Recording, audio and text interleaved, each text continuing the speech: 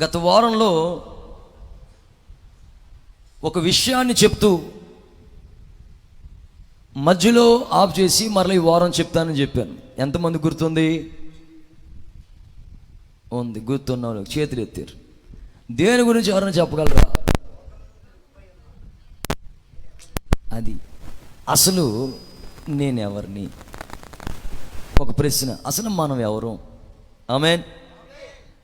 ఇక్కడ కులపిచ్చి లేకపోతే మతపిచ్చి ఏమీ లేదు, కానీ అసలు మనం ఎవరు? ప్రభు అయిన యేసుక్రీస్తు ససేడుగా ఉన్నప్పుడు ఆ పాఠాన్ని మనకు నేర్పించాడు. యేసు ప్రభు ససేడుగా ఉన్నప్పుడు అడుగుతున్నాడు అక్కడ ఉన్న వాళ్ళని, రేయ్ నన్ను గురించి అందరూ ఏమనుకుంటున్నారు అబ్బాయి అని అడిగాడు. అడిగితే యేసు ప్రభుతో వాళ్ళు అన్నమాట ఏంటంటే, అయ్యా నిన్ను ఇర్మియా అనుకుంటున్నామని అన్నారు కొందరు, కొందరు ఏలియా అనుకుంటున్నారు అని అన్నారు, మరి కొంతమంది బాప్తిస్మిచ్చు యోహాను అనుకుంటున్నాం అన్నారు. ఇవన్నీ మొన్న వారం చెప్పేశాను. అయితే ఇప్పుడు మీరేమనుకుంటున్నారు నన్ను గురించి అని అడిగితే అందులో ఒక వ్యక్తి మాత్రం లేచి అంటాడు, నీవు దేవుని కుమారుడైన క్రీస్తువి అనుకుంటున్నావు అని చెప్పారు. Praise the Lord. ఈ విషయం ఎవరికి చెప్పద్దు, అటు పెట్టుకో. దేవుడి విషయాన్ని నీకు బయలుపరిచాడు. దేవుడు తప్ప ఈ విషయాన్ని మరమాత్రులు నీకు బయలుపరచలేదు, కనుక నేను నిన్ను ఆశీర్వదిస్తానని.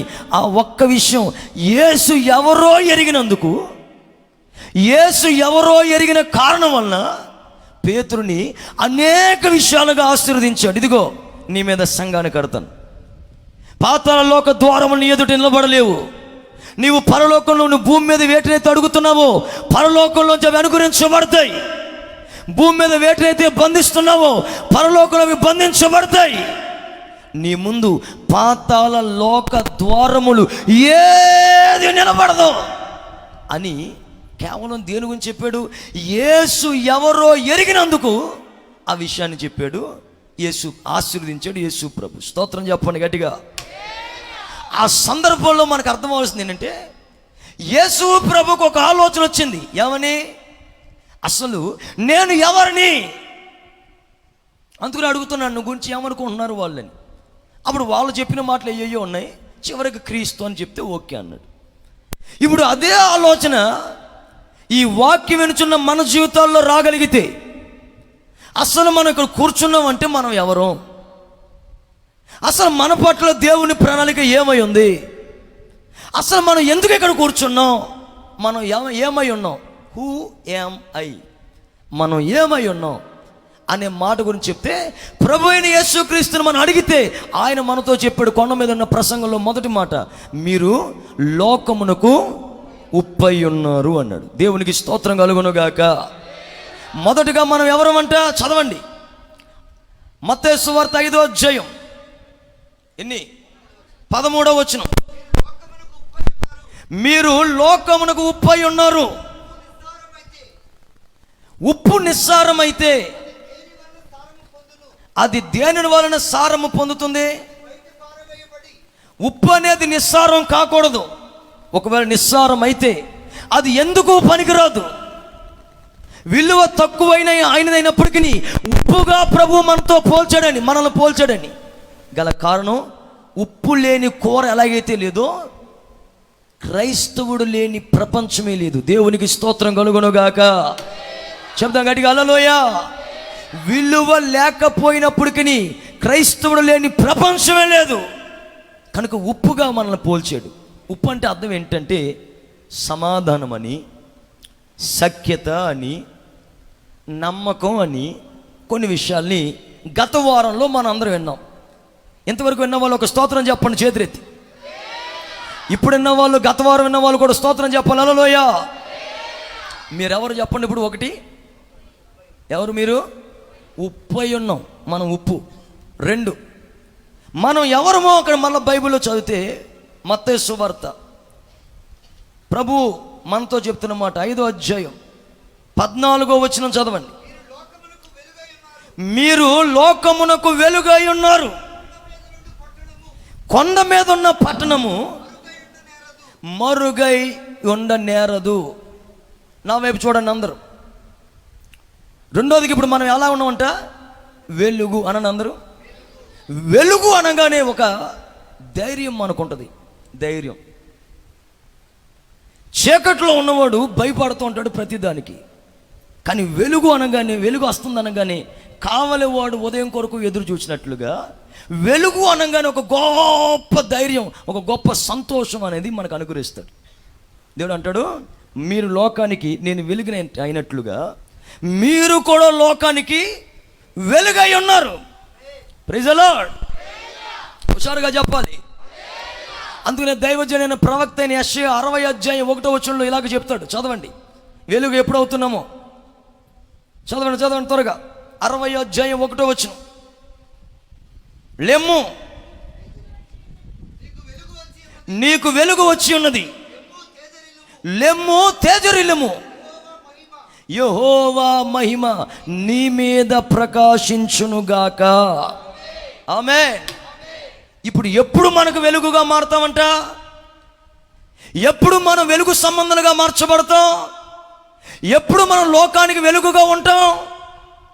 దేవుడు వెలుగుతో మనల్ని ఎందుకు పోల్చాడు అనేది కొంచెం శ్రద్ధగా ఆలోచిద్దాం. ఒక గుడ్డోడిని తీసుకుని బాబు ఈ గదిలో ఉండు, లైట్ వేసి పెట్టాను, జాగ్రత్తగా ఈ గదిలో ఉండు, ఇదిగో కరెంటు పోయిందనుకో కంగారు పడద్దు, ఇదిగో అగ్గిపెట్టి ఇక్కడ పెడుతున్నాను, దీపం వెలిగించుకో చక్కగా, లైట్ వస్తుంది, వెలుగు వస్తుంది, అప్పుడు నీకు కంగారు ఉండదు, భయపడద్దు అని ఆడుతూ మనం చెప్పామనుకోండి, ఆడేమంటాడు చెప్పండి? చెప్పాలి మీరు. ఆడేమంటాడు చెప్పనా? అయ్యా కరెంటు ఉంటే ఎంత, కరెంటు పోతే ఎంత, ఎప్పుడు నా బతుకు చీకటి బతుకు, ఎప్పుడు నా బ్రతుకే చీకటి బ్రతుకు. స్తోత్రం, హల్లెలూయా.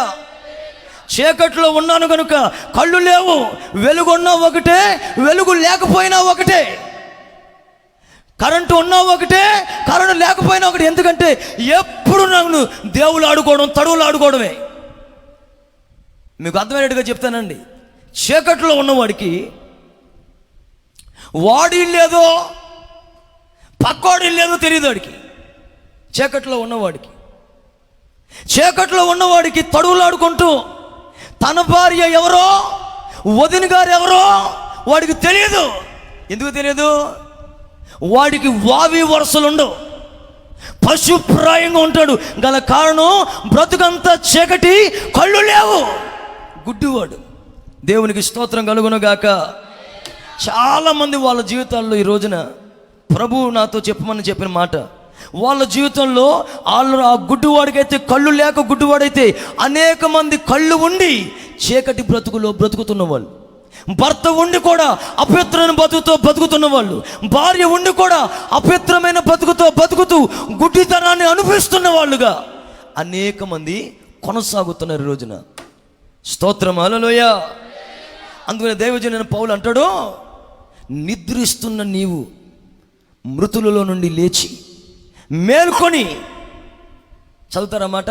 ఎఫెసీ పత్రిక 5వ అధ్యాయం, ఎఫెసీ పత్రిక 5వ అధ్యాయం 14వ వాక్యం చదవండి. నిద్రించుచున్న ఏమండి నీవు మేల్కొని మృతులలో నుండి లెమ్ము. క్రీస్తు ఎప్పుడు నీ మీద ప్రకాశిస్తాడంటే నువ్వు మృతులలో ఉన్నంత వరకు కాదు, మృతులలో నుండి పైకి లేవగలిగితే. ఏ పాపంలో కూరుకుపోయావో, ఏ అపవిత్రతలో కూరుకుపోయావో, ఏ అనుభవంలో కొనసాగుతున్నావో అనుభవంలో నుంచి నువ్వు లేవగలిగితే నా దేవుడు నీ మీద ప్రకాశించునుగాక. గట్టిగా చెప్పండి, ఆమేన్ చెప్పండి. హల్లెలూయా.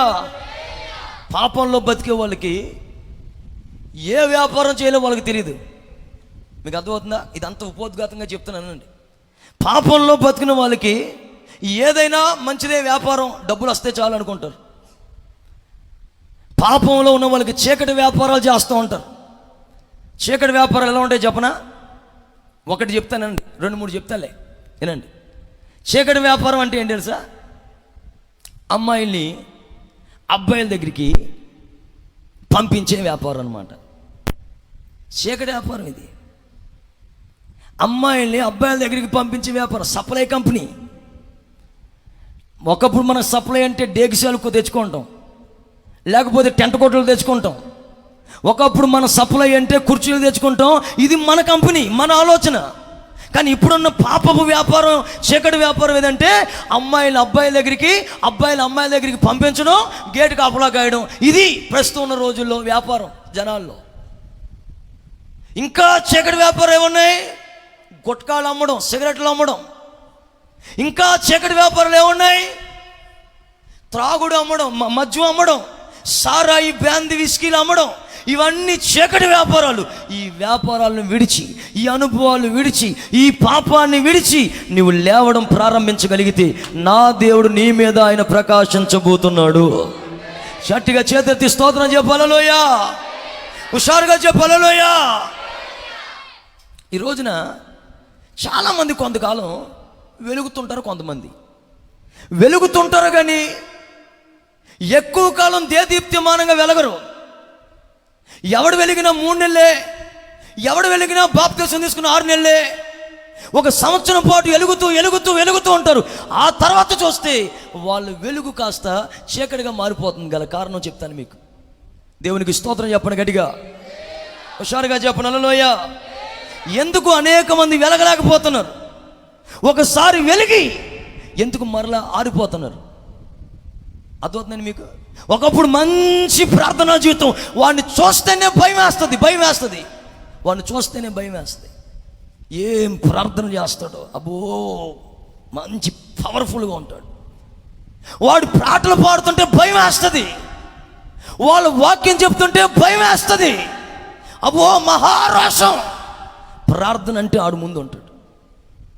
ఎన్ని పనులున్నా కానీ వాడు ఆ రోజున ఎంతమంది బంధువులైనా విడిచిపెడతాడు, ఎంతమంది స్నేహితులైనా విడిచిపెడతాడు. మందిరం మందిరం అని మందిరంలో కనబడతాడు. వ్యాపారాలు లెక్క చేయడు, ఉద్యోగాలు లెక్క చేయడు, చేతి పనులు లెక్క చేయడు, బంధువులు లెక్క చేయడు. మహారోషం. వెలుగుతాడు. దేవునికి స్తోత్రం కలుగునుగాక. హల్లెలూయా. గట్టిగా స్తోత్రం చెప్పను హల్లెలూయా. బైబిల్లో ఆ మాట రాసినప్పుడు ఏడుపు వస్తుంది చదివినప్పుడు. ఏంటి తెలుసా? ఒక్కసారి వెలిగింపబడి పరసంబంధమైన వరములను రుచి చూచి, చదవండి ఒకసారి హెబ్రీ పత్రిక 6వ అధ్యాయం. ఒకసారి వెలిగింపబడి పరసంబంధమైన వరములను రుచి చూచి, 6:4 హెబ్రీ.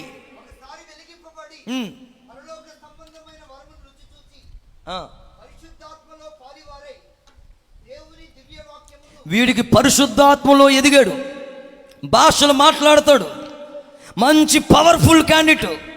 ఒకసారి వెలిగింపబడ్డాడు, పరిశుద్ధాత్మతో నింపబడి పరసంబంధ వరములు రుచి చూచి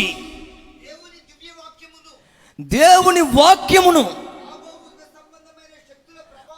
రాబోవు యుగ సంబంధమైన శక్తుల ప్రభావమును అనుభవించిన తర్వాత తప్పిపోయిన వారు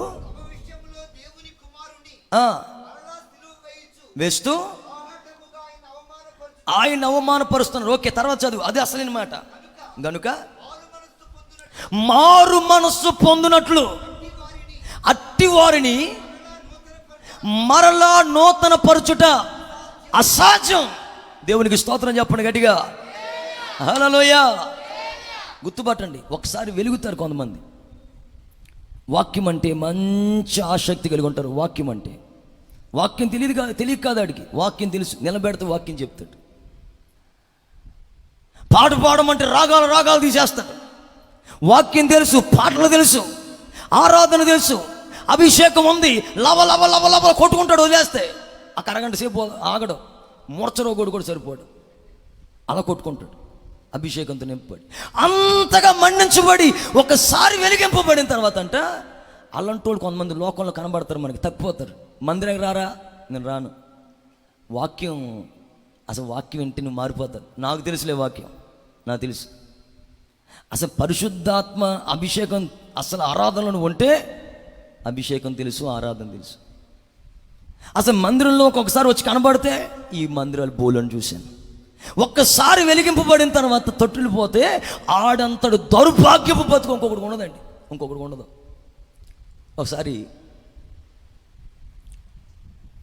దైవజనులు ఏసన్న గారు ఉన్నారు కదా, ఏసన్న గారు చనిపోక ముందు ఏసన్న గారు అన్నగారు కొడుకు వెస్లీ గారు తమ్ముడు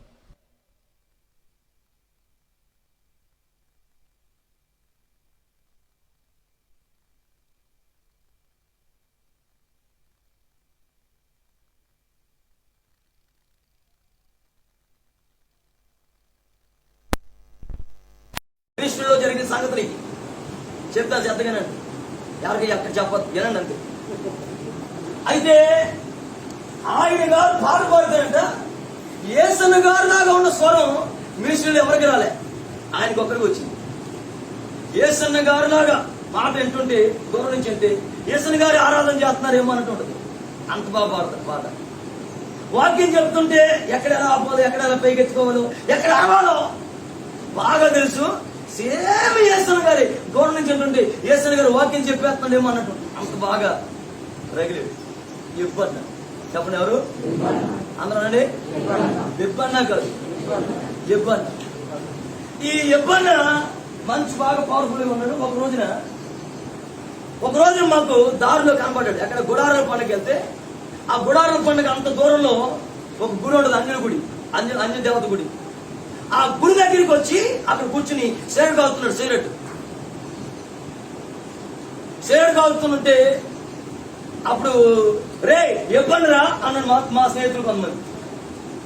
కొంతమంది ఉన్నారు కదా స్నేహితులు, షాలేం రాజు, మోషి, రే ఇదిగో ఇబ్బంది రా, ఇబ్బంది ఏంట్రా, ఏం చేస్తాడు, సిగరెట్ కాలుతున్నాడు ఏంట్రా, అదే గుడి దగ్గర కూర్చున్నాడు ఏంట్రా అన్నా నేను. అంటే చెప్తానండి చెప్పి ఒకసారి ఆత్మీయంగా ఎదిగిన తర్వాత సేవ చేస్తున్నప్పుడు ఎక్కడో ఒక చిన్న మిస్టేక్ జరిగింది. దాన్ని బట్టి యేసన్న గారు ఆయన్ని మందరించి గద్దించి అక్కడి నుంచి బదిలీ చేశాడు, ట్రాన్స్ఫర్ చేసాడు. ఇక ఉంటే మంచిది కాదని చెప్పి ట్రాన్స్ఫర్ చేసాడు. అది పెట్టుకున్నాడు కడుపులో. అప్పటి నుంచి బయటకు వచ్చాడంట.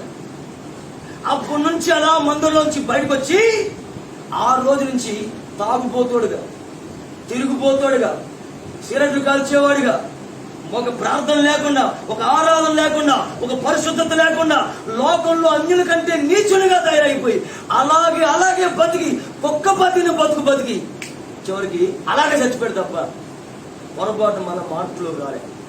ఎందుకు మారలేదు అంటే వాక్యం ఎరిగినవాడు, బాప్తిజం తీసుకున్నవాడు, కొంతమందికే బాప్తిజాలు ఇచ్చినవాడు. దేవునికి స్తోత్రం కలుగును గాక.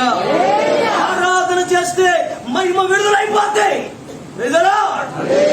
అలాంటి వాడి దగ్గరికి వెళ్ళి అన్న ఏంటన్నా ఈ పని ఏంటన్నా, ఈ ప్రార్థన కావాలి కదన్నా, అక్కడ ఉండాలి కదన్నా అన్నాం అనుకోండి, ఒరే నాకు అన్ని తెలిసి అని మన ముందు ఇంకొకసారి ఊతాడు పని.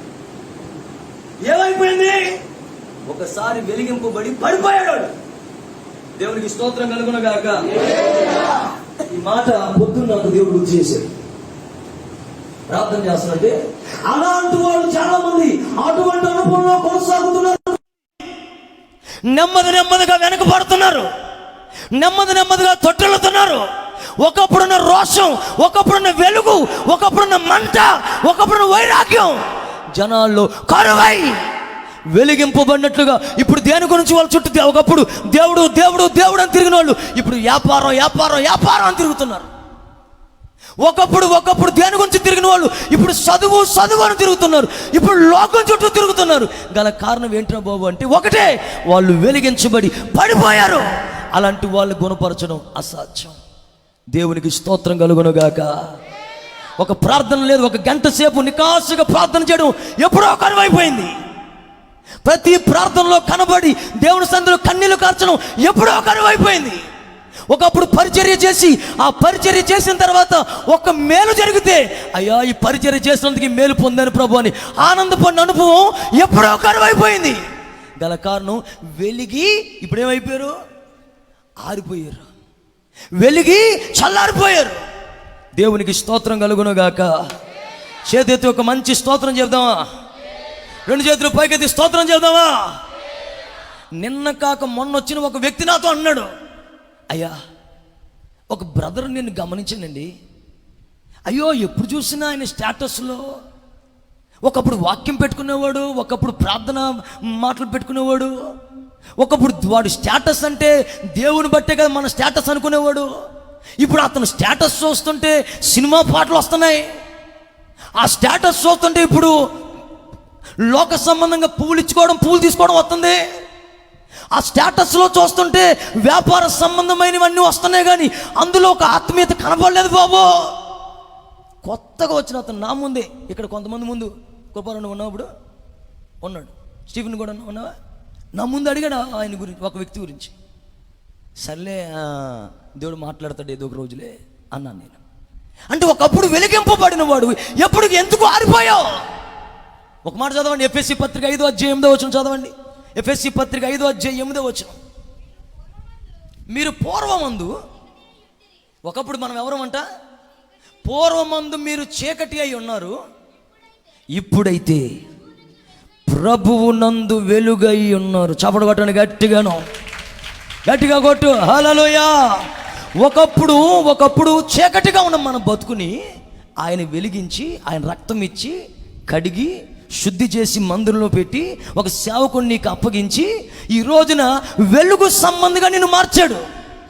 కానీ మరలప్పుడు ఏమవుతున్నారు చాలామంది, మరలా చీకటిలోకి వెళ్ళిపోతున్నారు.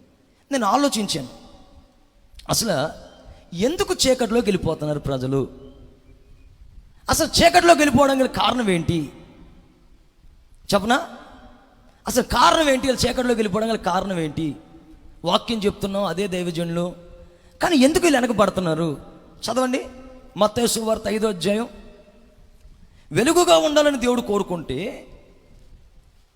15వ వచనం చదవండి ఒకసారి. కొండ మీద ఉన్న పట్టణం ఎవరికి మరుగు చేయబడదు. తర్వాత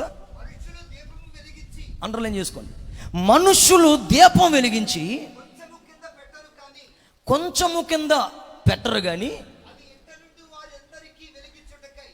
లోకస్వార్త ఏమంటే అసలు చెప్పనా, మనుషులు దీపం వెలిగించి చోటనైనను, అలాగే అప్పుడు చెప్తాడు కొంచెము కిందనైనను, మంచం రాయలేదులే అక్కడ, యేసన్న గారు చెప్పారు అంతే. చదవండి, లోకస్వార్త చదువుతున్నావు కదా, మత్తయి చదువుతా, చదివే. దీపం వెలిగించి కొంచెము కింద పెట్టరు కానీ అది ఎంట నుండి వారందరికీ వెలిగివ్వడానికై దీపస్తంభం మీద పెడతారంట. చాలామంది దీపాన్ని వెలిగించి ఏం చేస్తారంట, చాటు స్థలాల్లో పెడతారంట. చాటు స్థలాల్లో, ఆ చాటు స్థలం అనే మాటను బట్టి యేసన్న గారు మంచం అని చెప్పినట్టున్నాడు అంతే. కొంత ఆ మాటలు మనకు గుర్తుంటే కానీ బైబిలే గుర్తుండి సావు మనకి. మరి దైవజనులు అలా చెప్తారు మనకి. దేవునికి స్తోత్రం కలుగును గాక. చాటు అంటే అర్థం ఏంటంటే మంచం కిందో, ఇప్పుడు చెప్పినట్టుగా కొంచెం కిందో, ఎక్కడో చోటు పెట్టడం వల్ల దీపం ఏమవుద్ది, ఆరిపోద్ది, లేకపోతే ఎవరికి ప్రయోజనం ఉండదు. దేనికి ఎందుకు పెడతారంటే మొదటిగా కొంచెం కింద అనండి అందరూ. కొంచెం అంటే అర్థం ఏంటి? కొంచెం దేనికి వాడతారు చెప్పండి? ఏం కొలుస్తారు? నూనె? మరి అది కొంచాన్ని దేనికి వాడతారంటే ధాన్యము కొలుచుకునే కొలతకి ఉపయోగిస్తారు. దేవునికి స్తోత్రం కలుగును గాక. హల్లెలూయా. అడ్డుడు కొంచుడు అంటారు. కొంచెం అంటే నాకు తెలిసినంత వరకు 4 కేజీలు. అడ్డుడు అంటే 2 కేజీలు, మామూలుగా అంటే కేజీ, ఇవన్నీ వేర్లే. ఓకేనా? ఈ కొంచెం దేనికి వాడతారు? కొలవడానికి వాడతారు. కానీ ఇప్పుడు అంత మాత్రమే వాడలేదంటే కొంతమంది దీపాన్ని వెలిగించి కొంచెం కింద పెడుతున్నారండి. కొంచెం కింద ఎలుగుద్దా చెప్పండి? ఎవరన్నా చెప్పాలి, మీరు ఎవరన్నా. ఎంత తెలివైనడు కాకపోతే అలా పెడతాడు చెప్పండి? ఇప్పుడు ఏదైనా ఆరిపోతుంది అనుకో, ఎవడన్నా ఏది పెడతాడు? చెయ్యి అడ్డాడతాడు, గాలి ఎట్టేస్తాడు, అటు చెయ్యి అడ్డాడతాడు. ఎలాగా అదే కొంచెం కింద పెట్టాడు అనుకోండి, ఏమవుద్ది? వేసే గాలి వేయాలి, దానికి కొంచెం ఆక్సిజన్ దానికి కూడా వెళ్ళాలి. పూర్తిగా వెళ్తే ఆరిపోద్ది, కొంచెం మాత్రం వెళ్తేనే అది వెలుగుద్ది, అది ఆరిపోద్ది. చాలామందికి కొంచెం కింద పెట్టడం వల్ల. కొంచెం అంటే ఏంటంటే కొలతకి సాదృశ్యం. ఎందుకు చాలామంది వెలిగి మధ్యలో ఆరిపోతున్నారు? ఎందుకు అంటే చాలామంది వాళ్ళ ఆత్మీయ జీవితంలో కొంచెంలాగా, కొంతమంది ఆత్మీయ జీవితంలో కొలుసుకుంటున్నారు. వాళ్ళు కొలుసుకుంటున్నారు. ఎలా కొలుసుకుంటున్నారు చెప్పనా? ఒక ఆవిడ వచ్చి చెప్తుంది, ఏమండి పాస్టర్ గారు, మన ఇంటికి మన మందిరానికి వస్తుంది ఒక ఆవిడ, పొట్టిది, 2 పిల్లలు వేసుకుని వస్తుంది. ఆవిడ అంత సరైన మనిషి కాదండి అంటుందంట. సరైన మనిషి కాదా? ఏంటి మరి? వారం వారం సినిమాకి వెళ్ళిపోద్దండి బాబు. అది వారం వారం 2 పిల్లలు వేసుకుని సినిమాకి వెళ్తుందండి.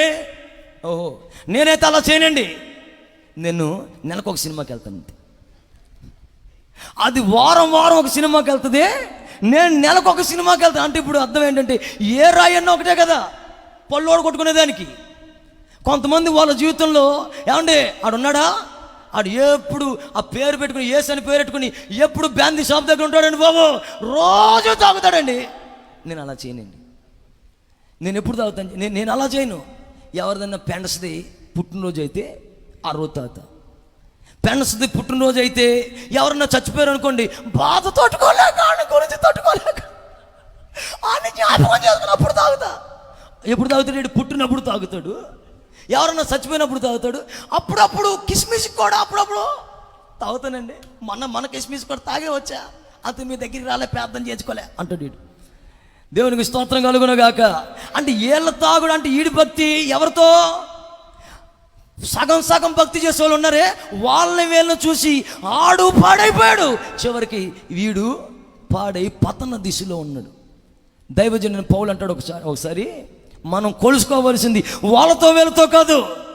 మనం నిలబడితే మనం కొలుసుకోవలసింది ఎవరు ఉన్నారంటే సాక్షాత్తు ప్రభు అయిన యేసుక్రీస్తు మనం కొలుసుకోవాలి. దేవునికి స్తోత్రం కలుగునుగాక. చేతెత్తి స్తోత్రం చెప్పాలి. హల్లెలూయా. పాస్టర్ గారితో కొలుసుకోవద్దు, సంఘంలోకి వచ్చే వ్యక్తులతో గారు కొలుసుకునేది. నువ్వు పాడవుతావు, వాడు పాడవుతాడు, నీ భక్తి సతుకులు పడిపోద్ది. నువ్వు కొలుసుకోవలసింది ప్రభు అయిన యేసుక్రీస్తు ముందు నిలబడి నువ్వు కొలుసుకోవడం గనక ప్రారంభించగలిగితే దేవునికి స్తోత్రం కలుగునుగాక. దైవజనుడు పౌలు అంటాడు, ఆయన ముందు నేను కొలుసుకున్నప్పుడు ఎలా ఉన్నాను తెలుసా? నేను పాపిని కాదు కదా, పాపులోనే ప్రధానమైన పాపిగా పరిగణించబడ్డా. నేను పాపిగా అనిపించలేదు, పాపుల్లోనే ప్రధానమైన పాపిగా మార్చబడిపోయాను. ఎందుకంటే ఆయన అంతటి పరిశుద్ధుడు. దేవునికి చేతులెత్తి స్తోత్రం చెప్పండి గట్టిగా. మనోళ్ళు కొలుసుకునేది మందిరానికి రారు, చూసారా? 10 ఏళ్ళ నుంచి మందిరానికి వచ్చి, 10 ఏళ్ళ నుంచి పరిచర్యకి మందిరానికి వచ్చి, సేవకు వచ్చి, ఆ ప్రార్థనకు ఎదిగి, ఆ తర్వాత ఆదివారాలు ఏదైనా సందర్భం మానేస్తారు. ఏళ్ళని చూసుకుంటారు కొంతమంది. వాళ్ళే మానేస్తే లేదు కానీ, ఏళ్ళే మానేస్తే లేదు కానీ వాళ్ళు మానేస్తారు. పాస్టర్ గారు, మా నాన్నగారు కూడా ఉన్నప్పుడు కూడా కొంతమంది అదో గొడవ. పాస్టర్ గారు నాన్నగారే వారానికి 2 వారాలకు ఒకసారి మానేస్తే లేదు కానీ అని అప్పుడు పడేడిసారు నాకు. అలాగ వాళ్ళని కొలుసుకుని వీళ్ళని కొలుసుకుని అందరిలోగా ఆయనలాగా అవకాశం అందరికి రాదు కదా. లాస్ట్ మూమెంట్లో చచ్చిపోయే టైంలో ఆయనకు ఒక అవకాశం ఇచ్చాడు. నేను పాపిని అని ఒప్పుకునే అవకాశం ఇచ్చాడు ఆయనకి. కన్నీళ్ళు గార్చాడు, దగ్గరికి 2 ముగ్గురు కూర్చోబెట్టుకుని ఒప్పుకున్నాడు తన పాపాన్ని. తెల్లారిపోతుని మరణించాడు. అందరికి రాదు, కొలుసుకోవద్దు. కొలుచుకుని ఈ రోజున నీ జీవితం చీకటమయంగా మార్చబడిపోతుంది. కొంచెం కింద పెట్టేయడం వల్ల నీ దీపం నుసిగట్టిపోతుంది. కొంచెం కింద పెట్టడం వల్ల నీ దీపం ఎందుకు పనికిరాని ప్రయోజనం లేని స్థితిలో మార్చబడిపోతుంది. ఇప్పుడు నిద్రిస్తున్న నీవు తిరిగి లేపబడితే, మృతుల్లో నుండి లేవగలిగితే, పాపములో నుండి నువ్వు లేవగలిగితే క్రీస్తు నీ మీద ప్రకాశించబోతున్నాడు. దేవునికి గట్టిగా చేతితో ఒక స్తోత్రం చెప్పు, హుషారుగా చెప్పు. హల్లెలూయా. ఒక మంచి మాట చెప్తాను, తర్వాత కొంచెం ముందుకు వెళ్తాను, ఓకేనా? అనుకుని అన్నీ చెప్పేస్తాను ఇవాళ, ఏదేమైనా వినాలంతే, మీరు తప్పదు. అసలు మనోళ్ళు కొత్త వాళ్ళు, ఎప్పుడు పాత వాళ్ళు కూడా మళ్ళీ కొత్తగా వచ్చారు, వదిలే ప్రసక్తి లేదు. చేతితో ఒక స్తోత్రం చెప్పండి గట్టిగా.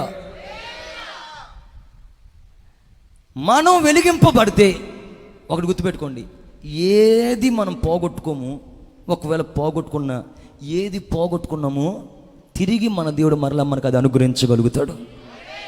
వెలిగింపబడితే, వెలుగుగా మనం మార్చబడితే ఏది మనం పోగొట్టుకో. మరొకసారి చెప్తున్నా, ఒకవేళ ఏదైతే పోగొట్టుకున్నామని కంగారు పడుతున్నామో, ఆ పోగొట్టుకున్న తిరిగి మరలా మనకు అనుగ్రహించుటకు సామర్థ్యం కలిగిన వాడు నజరేయుడు యేసు. స్తోత్రం. హల్లెలూయా. అలాగ అందుకుని బైబిల్లో రాయబడింది, ఒక నాణెం పోగొట్టుకుంది డబ్బు ఉండి మనిషి. ఆ నాణెం పోతే కనబడతలేదు, మరలా వెలుగును దీపాన్ని తీసుకొచ్చి వెతకగానే మరలా నాణెము కనబడింది. పోగొట్టుకున్న వస్తువు మరలా దీపం వెలుగులోకి వస్తే, నువ్వు ఒక దీపం అయితే, నువ్వు ఒక వెలుగుగా మారితే, నువ్వు పోగొట్టుకున్న ప్రతిదీ నా దేవుడు మరలా తిరిగి నీకు అనుగ్రహించునుగాక. ఈ నెల ఆఖరులోనే నా దేవుడు నీకు మరలా తిరిగి అనుగ్రహించునుగాక. నువ్వు ఏ ఆరోగ్యాన్ని కోల్పోయావో, ఏ సమాధానాన్ని కోల్పోయావో, ఏ పరిశుద్ధతను కోల్పోయావో, ఏ యథార్థతను కోల్పోయావో, ఏ నీతిని కోల్పోయావో, దేవుడు మరలా తిరిగి నీకు అది అనుగ్రహించునుగాక. ఎప్పుడు మనము వెలుగుగా మార్చబడితే. ఆమేన్. మనం వెలుగుగా మారామని ఎలా తెలుస్తుంది? ఓకేనా? అర్థం చేసుకోండి. అసలు మనం వెలుగుగా మారామని ఎలా తెలుస్తుంది? ఒరే వస్తున్నాడు రా వెలుగు అని ఎలాగ కొంతమంది మన గురించి చెప్పగలుగుతారు? బాగా శ్రద్ధగా వింటారా? చదవండి బైబిల్లోంచి. మనం వెలుగుగా మార్చబడ్డామని ఎలా తెలుస్తుంది? ఎఫెసీ పత్రిక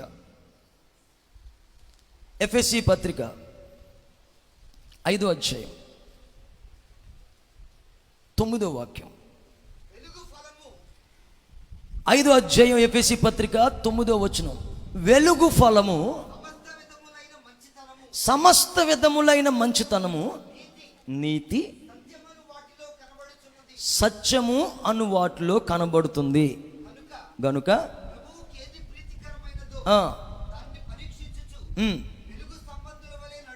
ప్రభువుకి ఏది ఇష్టమో దాని ప్రకారం చేయడమే వెలుగుగా ఉండడం.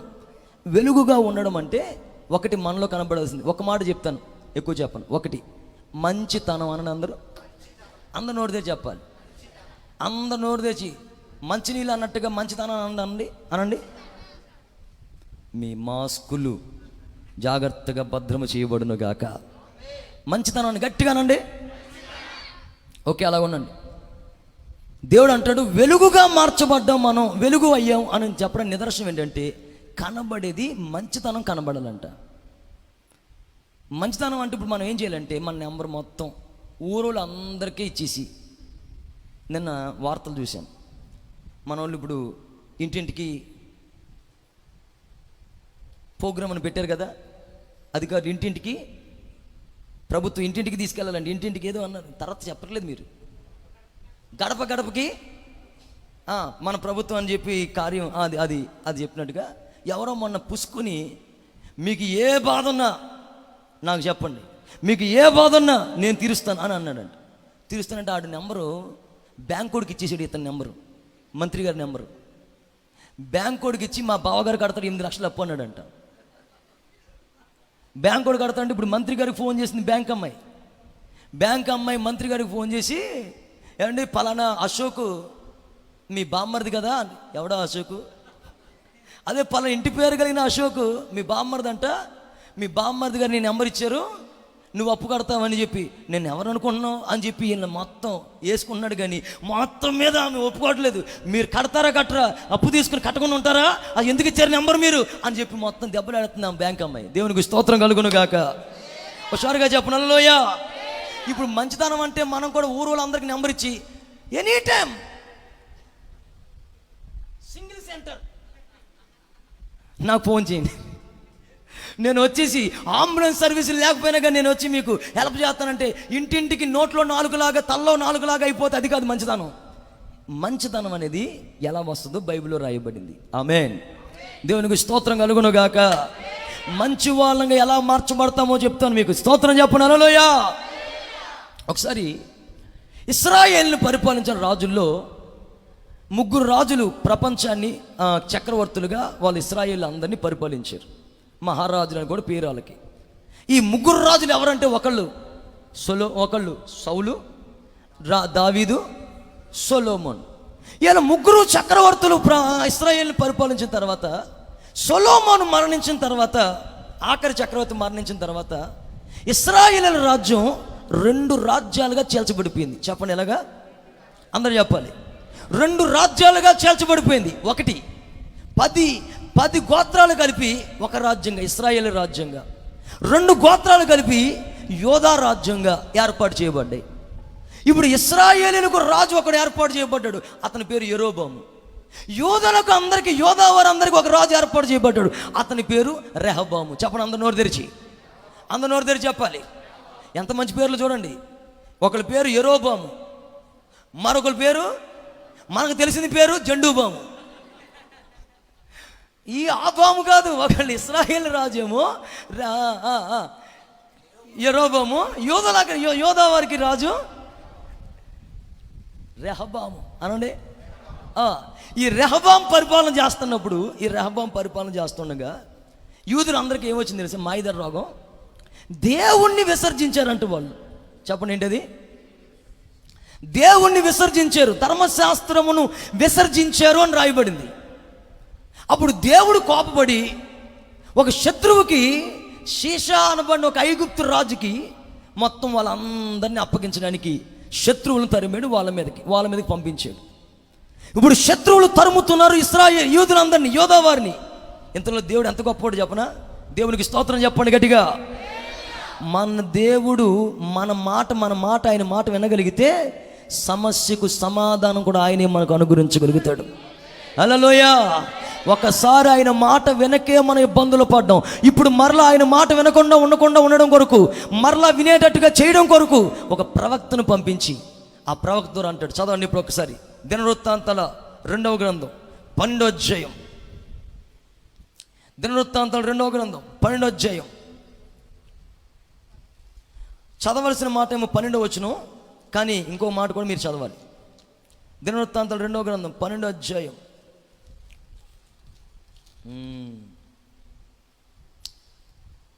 7వ వచనం చదవండి.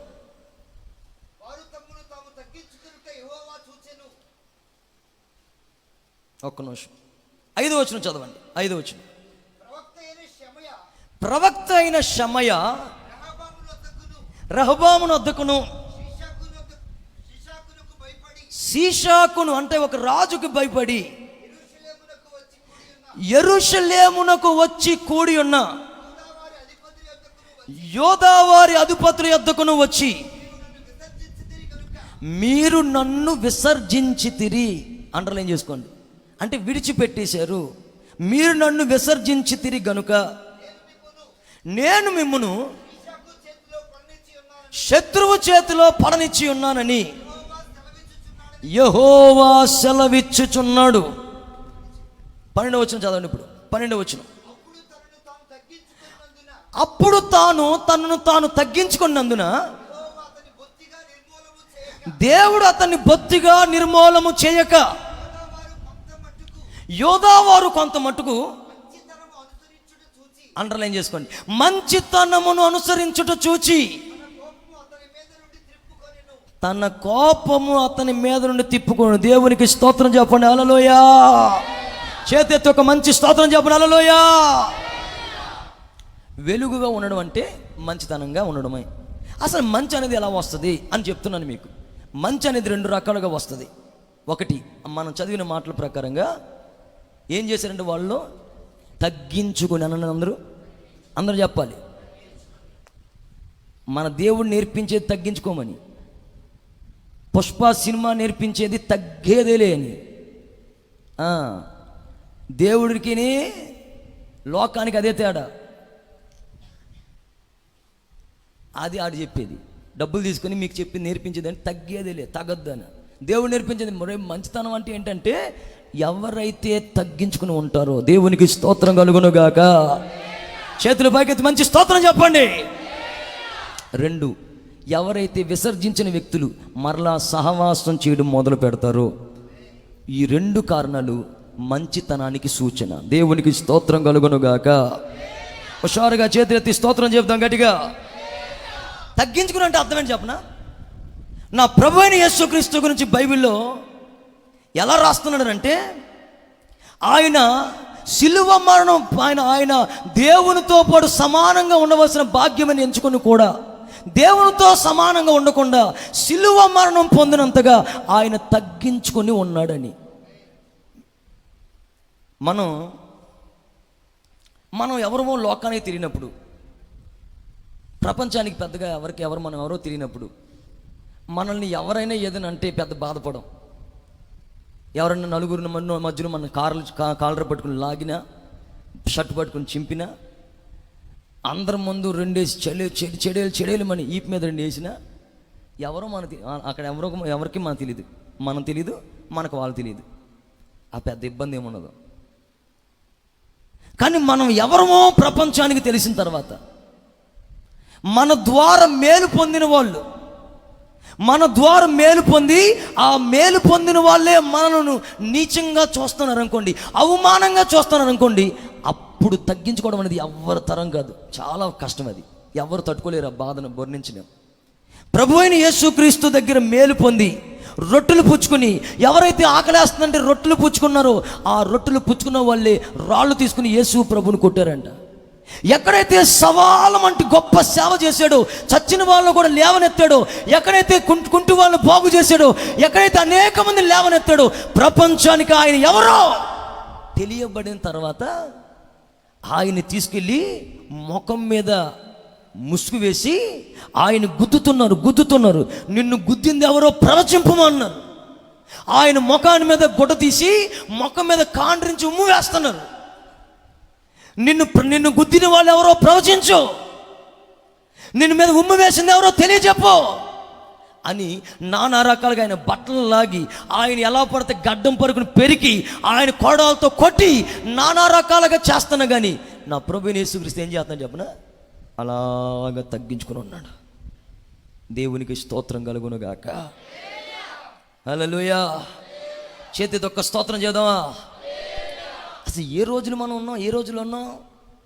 ఒక కన్న తండ్రి కొడుకుని గట్టిగా గద్దిస్తే ఆ తండ్రిని ఎదిరించి ఆ తండ్రిని నెట్టేసే రోజుల్లో ఉన్నాం మనం. ఒక కన్న తండ్రి కొడుకుని మందలిస్తే ఆ మందలించిన పాపానికి ఇల్లు వదిలేసి, తల్లిదండ్రులు వదిలేసి వెళ్ళిపోయే రోజుల్లో ఉన్నాం. దేవునికి స్తోత్రం కలుగును గాక. గట్టిగా చెప్పాలి హల్లెలూయా.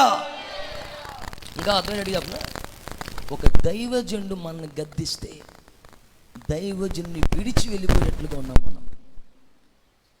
దైవజనులు మనల్ని గద్దిస్తే, దైవజనులు మనం సరి చేస్తే, దైవజనులు మనల్ని ఒక మాటతో గట్టిగా గద్దిస్తే ఆ మాటను బట్టి వదిలేసి వెళ్ళిపోయేట్టుగా ఉన్నాం. దేనికి ఒక స్తోత్రం చెప్పండి గట్టిగా, హుషారుగా చేతెత్తి చెప్పాలి. మంచి మాట చెప్తా,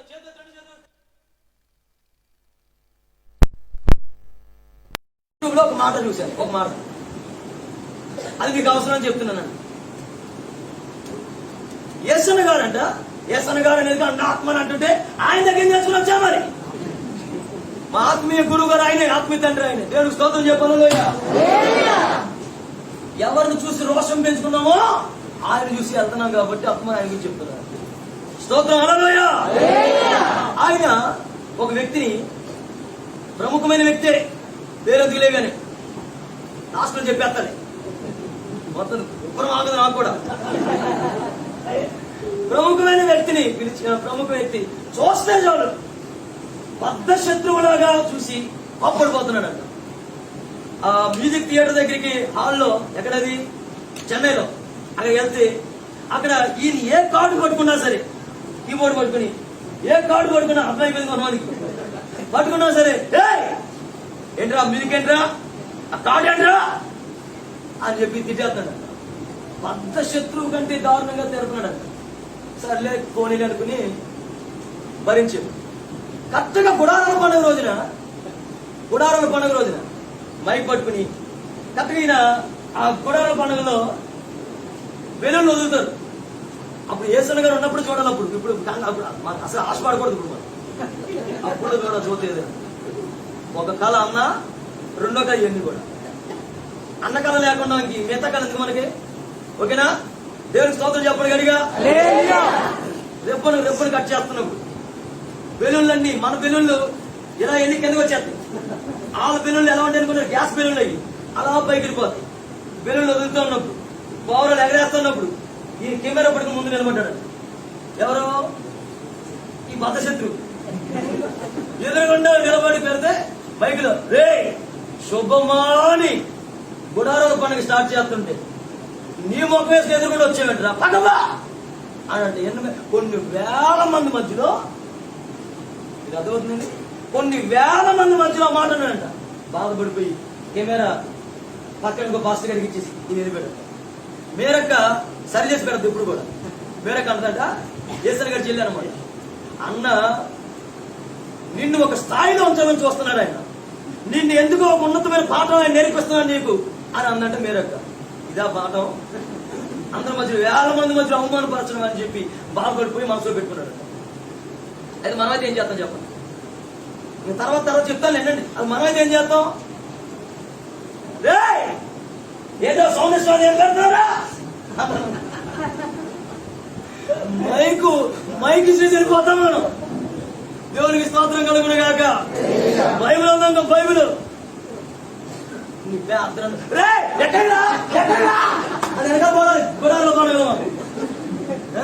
ఆయన అయితే ఏం చేస్తున్నాడంట? సైలెంట్ గా ఉన్నాడు. కరెక్ట్గా సంవత్సరం అయిపోయింది, ఇలా బతశత్రులో చూస్తున్నాడు, బతుకుతున్నాడు. కరెక్ట్ గా ఇప్పుడు మన కెమెరా ముందు, మన గొడవలు కూడా వచ్చాడు. కెమెరా ముందు ఎందుకంటే తిడతాడు మళ్ళీ అందరి ముందని పక్కన ఎక్కడికి వెళ్ళిపోయి అనమాటాడు. అప్పుడు ఆ యేసయ్య గారు అన్నాడంట, వెస్లీ నువ్వు లేకుండా గుడారం పడి ఎలాగరా స్టార్ట్ చేసేది, ముందుగా డబ్బులు కొట్టండి.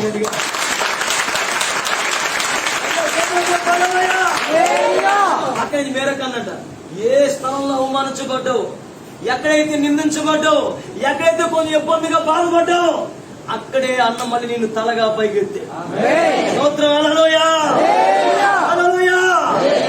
తగ్గింపు అనేది ఎప్పుడు రా బాబు మనలో ఉండవలసిందంటే, తగ్గింపు అనేది ఉండవలసింది ఇబ్బంది పరిస్థితుల్లో, శ్రమలలో, కలవరాల మధ్యలో, కన్నీళ్ళ మధ్యలో నలుగురు అనుకున్న వాళ్ళే, మన అనుకున్న వాళ్ళే, మన చుట్టూ ఉన్న వాళ్ళే నానా రకాలుగా మన గురించి చెప్తున్నప్పుడు, నానా రకాలుగా మన గురించి మాట్లాడుతున్నప్పుడు, నానా రకాలుగా నోలలో నవ్వుకుంటూ ఉన్నప్పుడు మన తగ్గింపుని ప్రభువుకు కనబడేట్టుగా చేయాలి. దేవునికి స్తోత్రం కలుగును గాక. అప్పుడు మన మంచితనం ఏంటో దేవుడికి అర్థమైంది. నలుగురు అనుకున్నప్పుడు, మనకు తెలిసిన వాళ్ళు అన్నప్పుడు మన తగ్గింపు నలుగురికి కనబడేట్టుగా నువ్వు కొంచెం సహించి, కొంచెం భరించి, కొంచెం ఓర్చుకొని, కొంచెం తగ్గించుకొని నువ్వు వినయంగా ఉండాలి. మన పితరులందరూ మనకి ఏం నేర్పించాలనుకున్నారు? కష్టం రాగానే, ఇబ్బందులు రాగానే, శత్రువులు వచ్చి వారిని తొమ్మిదిగా పడగానే ఏం చేశారో మోకరించారని రాయబడింది. అంటే అర్థం తెలుసా? మోకాళ్ళ అనుభవం తగ్గింపుకు సాధిస్తాం. మోకరించినట్టు అర్థం ఏంటంటే, నలుగురు నానా రకాలుగా మాట్లాడుతుండగా తగ్గించుకొని ఏడుస్తూ ప్రభు పాదాలు పట్టుకోగలిగింది. ప్రభు నీ జీవితంలో మరలా ఎక్కడ పడిపోయి ఒక నేను తిరిగి లేవనెత్తగలుగుతాడు. ఏ స్థితిలో కృంగిపోయి అక్కడ మళ్ళీ తిరిగి పైకి లేవనెత్తగలుగుతాడు. స్తోత్రం, హల్లెలూయా.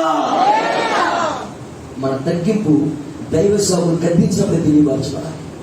మన తగ్గింపు నలుగురు నానా రకాల మాటలు అన్నప్పుడే తెలియపరచబడాలి. ఎంతవరకు లోబడ్డామని. స్తోత్రం. మరొక మాట కూడా చెప్తారు. వెలుగులోనే ఉన్నాం మనం. ఎక్కడ ఉన్నాం? అందరూ చెప్పండి. ఎందులోనో వెలుగనండి. వెలుగు గట్టిగా, ఒడుగు కాదు, వెలుగు. రైట్. వెలుగులో ఉన్న మనం. వెలుగు ఫలం ఏంటి? మంచితనం. మంచితనం అంటే ఏంటి అర్థం? ఒకటి, తగ్గించుకోవడమే మంచితనానికి నిదర్శనం. రెండు సహవాసం. అందరూ చెప్పండి. సహవాసం. నోటితో చెప్పాలి. సహవాసం చేయడమే మంచితనానికి సూచన. దేవుణ్ణి విసర్జించారంట. విసర్జించిన వాళ్ళు మళ్ళీ ఏం చేస్తారు? ఆయనతోటి సహవాసం చేసినందువలన దేవుడు వాళ్ళకి అప్పగించిన వాళ్ళ నుంచి వాళ్ళు మళ్ళీ తిరిగి లేవనెత్తారని రాశారు. Praise the Lord. సహవాసం అంటే ఎలా చేయాలి చెప్పండి? సహవాసం అంటే ఒక పాట పాడుకున్నా చక్కగా హుషారుగా పాడాలి మీరందరూ కూడా.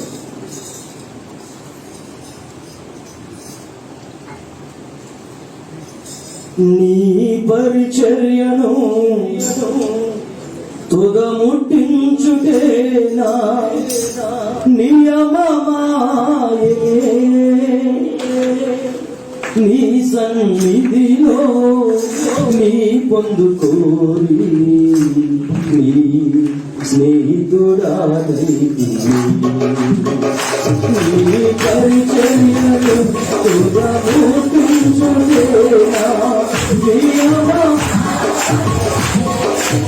నీ సన్నిధిలో నీ పొందుకోరి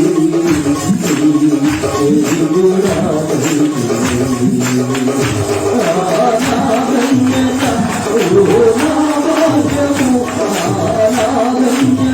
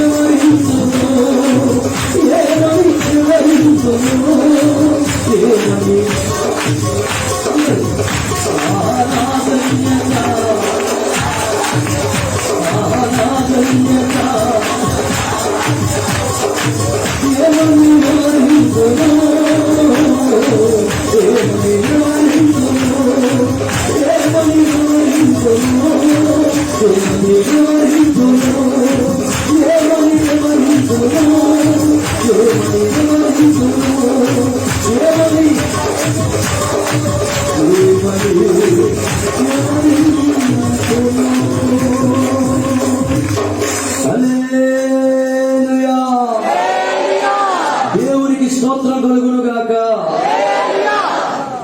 వెలుగు ఫలం మంచితనం. అంటే మంచితనం ఎలాగా మనకు వస్తుందంటే, ఒకటి మన తగ్గింపు వలన, లోబడుట వలన, రెండు సహవాసం. అని అందరూ కూడా సహవాసం అనేది చాలా ప్రాముఖ్యం. కొంతమంది తాగుబోతులతో సహవాసం చేస్తారు.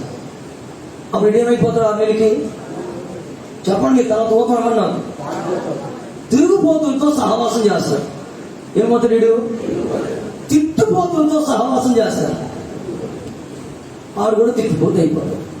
అంటే ఇప్పుడు మనం ఎవరితో సహవాసం చేస్తున్నామో వాడు 6 నెలలు సహవాసం చేస్తే 6 ఈరు అంటే వాళ్ళే వీళ్ళు అవుతారు. అంతేనా? ఇప్పుడు అదే 6 నెలలు యేసు ప్రభుతో సహవాసం చేసేవారుకోండి, ఇప్పుడు మనం ఏమైపోతాం? మన చుట్టూ తిరుగుతున్న దెయ్యాలకి మనమే చిన్న సైజు యేసు ప్రభుడు అయిపోతాం. దేవుడికి స్తోత్రం కలుగును గాక.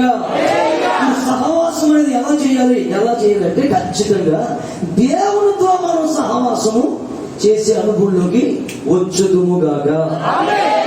బాగా గుర్తుపట్టండి, ఎలా చేయాలో చెప్తాను. ప్రతిదానికి ఒక రీజన్ ఉంటుంది, ఒక ప్యాటర్న్ ఉంటుంది ఎలా చేయాలో. మనోళ్ళు కొంతమందికి సహవాసం ఎలా చేయాలో తెలియదు. ఇప్పుడు పాట పాడుతున్నాను అనుకోండి, మన శుభ్రం చెప్పారు కొంతమంది. పాట పాడుతున్నాను అనుకోండి, మన పాట ఏముంటుంది బయటికి. ఇప్పుడు నేను పాడిన పక్కన పెడదాం, ఇప్పుడు మన కీబోర్డ్ పక్కన పెడదాం, మన ప్యాడ్ పక్కన పెడదాం.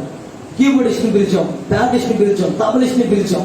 ఇప్పుడు ఆ సౌండ్ ఇష్టం కూడా మీద పడతారు ముగ్గురు. కీబోర్డ్ ఏమంటారు చెప్పనా? ఇప్పుడు అంటే ఆ దృష్టిలో కీబోర్డే బయట కనబడాలి. తర్వాత తబలవాడు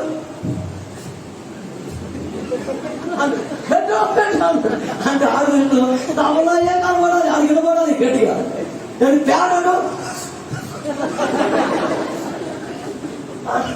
అంటే ఆడికి సౌండ్ ఇష్టంలో వినపడవలసింది ఏంటి? ఇంకా ఈ నొక్కేస్తారు, పాడపాడేవాడు నొక్కేస్తారు. ఇంక బయటకి ఏమైనా పడుతుంది, క్లబ్ అయిపోయి దడి కికి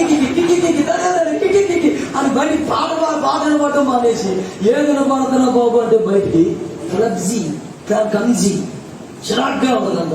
అసలు బాగోదు. అసలు ఏంటో బాబు ఇది కనపడాలని బయట మనం బయట అంటారు. అందుకే ఎవరు కాదు కనపడాలనుకుంటారు. దేవుడికి స్తోత్రం కలుగును గాక.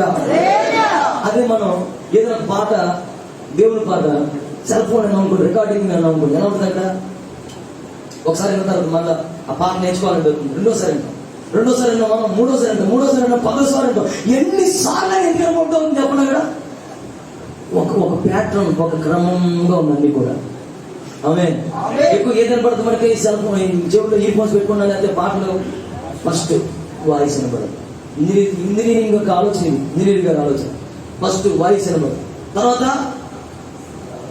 తబలా వినపడదు, దాన్ని ఏమంటారు కదా వినపడదు, తర్వాత ఎక్కడి నుంచి బ్యాక్గ్రౌండ్ ఎక్కడి నుంచో సన్నపాటి కీబోర్డు తరుముకుంటూ వస్తుంటే అలాగా వినపడదు.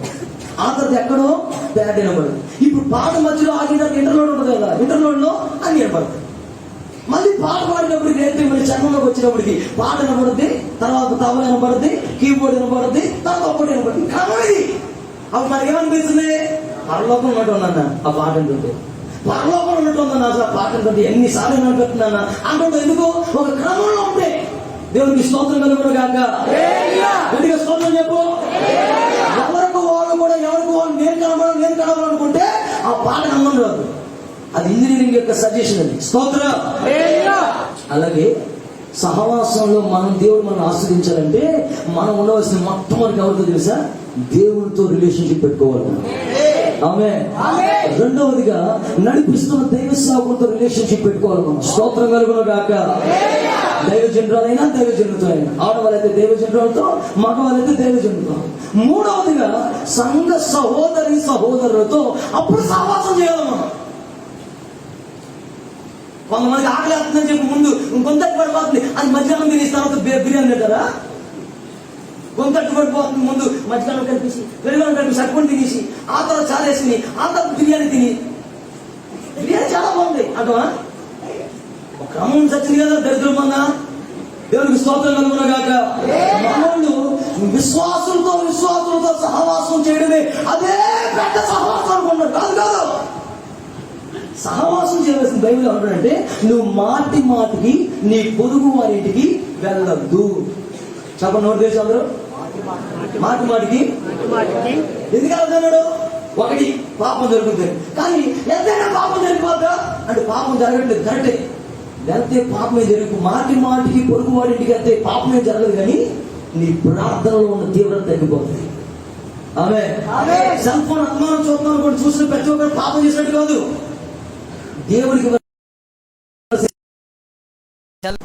దేవుడితో గడపవలసిన సమయాన్ని సెల్ ఫోన్, నిద్రపోవాల్సిన సమయాన్ని సెల్ ఫోన్ ఇస్తుంది. అంటే అర్థం ఏంటంటే, మనలో ఉన్న తీవ్రత, మనలో ఉన్న మంట, మనలో ఉన్న రోషం ఏమవుతుందంటే వీటి వేరే కార్యాల వలన తగ్గుముఖం పడుతుంది. దేవునికి స్తోత్రం కలుగును గాక. చేతెత్తి స్తోత్రం చెప్పాలి. హల్లెలూయా. చాలా చోట్ల వెళ్ళిన సంఘాల్లో నేను విన్న చోట, ప్రతి ఒక్క చోట ప్రతి సేవకుడు ఏడ్చే బాధ అని తెలుసా? అయ్యా, ఒక్క విశ్వాసకుడు వచ్చి ఎలా ఉన్నారు అయ్యగారు అని అడగట్లేదండి. నేను చాలామంది నోట వినపడుతున్న మాట నేను వాక్యం చెప్పేసిన తర్వాత వాళ్ళు నాతో చెప్తున్నారు. వాళ్ళు ఒక్కళ్ళు వచ్చి ఎలాగున్నారు అయ్యగారు, అనారోగ్యం, ఆ కరోనా టైంలో కనీసం ఒక కూర తీసుకొచ్చి ఇచ్చిన పాపాను పోల దగ్గర విశ్వాసులు ఇచ్చుకున్నారు అయ్యగారు, ఒకళ్ళు ఇచ్చుకున్నారు అయ్యగారు, కానీ మమ్మల్ని అసలు పట్టించుకోలేదు అయ్యగారు. క్రమం లేదు వాళ్ళు. ఎవరిని పట్టించుకోవాలో, ఎవరిని పరామర్శించాలి. అక్క బాగున్నావు అక్క, ఎలా ఉంది అక్క, మీ ఆరోగ్యం ఎలా ఉంది అక్క అని పరామర్శించమా? ఆదివారం నుంచి మళ్ళీ ఆదివారం మందిరంలోకి వస్తే తప్ప ఈ మధ్యలో ఎక్కడ కనబడినా కనీసం ఫోన్ చేసైనా పరామర్శించమా? వందనాలు చెప్పడం స్టోర్ పడిపోతుంటే మనం పాస్టర్ గారికి వందనాలు చెప్పడానికి అబ్బో బిజీ, పాస్టర్ గారు బిజీ, అందరికి పెద్ద బిజీ అంటే దేవునికి స్తోత్రం కలుగును. బిజీ అంటే కనీసం అయిపోయిన తర్వాత, అన్న ఎలా ఉన్నారన్న, వారం అయిందన్న మిమ్మల్ని చూసి, ఎలా ఉన్నారన్న, బాగున్నాను, శుక్రవారం నాడు చూద్దాం అనుకున్నాను, మిమ్మల్ని ప్రార్థన రాలేపోయినన్న, శనివారం రాలేపోయినన్న, ఏమనుకోద్దాన్ని ఈసారి వచ్చేస్తానన్న, అన్న ఇంకేంటి ఎలా ఉన్నారన్న, అన్న ఎప్పుడన్నా పిల్లలు ఎలా ఉన్నారన్న, ఎప్పుడన్నా అడిగిన అనుభవం ఉందా? సహవాసం ఉందా? మనోళ్ళకి నాకు కొన్ని విషయాలు ఎప్పుడు తెలుతాయి అంటే, ఆదివారం ఇక్కడ సాక్ష్యం చెప్తున్నప్పుడు తెలుతాయి. కొన్ని విషయాలు ఆదివారం ఇక్కడ సాక్ష్యం చెప్తుంటారు, మైక్ ఎట్టుకుని ఇంకా మైక్ పట్టుకున్నారంటే అదేంటో అర్థం అయిసావదు. సచిన్ టెండూల్కర్ లాంటి వాళ్ళు అనమాట. వీళ్ళు ఆ రోజులు బ్యాట్ వదిలేవాడు కాదంట, మన వాళ్ళు మైక్ వదలరు. ఆ తర్వాత అందుకని ఆ తర్వాత అని చెప్తానే ఉంటారు, లాస్ట్లో చెప్తారు ఎందుకు కళ అని.